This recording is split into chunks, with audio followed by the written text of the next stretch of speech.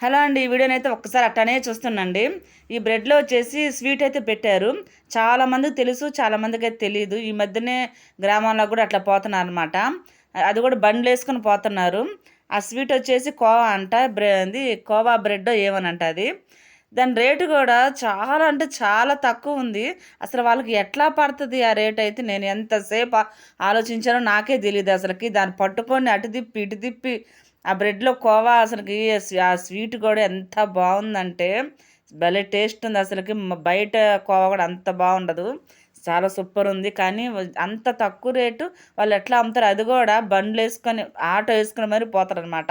మరి ఎట్లా వాళ్ళకి రేటు పడతదో తెలీదు. ఇది బ్రెడ్ వచ్చేసి రూ. 10 అనమాట. నేనైతే తిన్నాను ఒకటి. ఎట్లున్నాయి? టేస్ట్ బాగుండే కదా! మంచిగా అది కోవా పెట్టినారు లోపట. చూపెట్టు. సూపర్.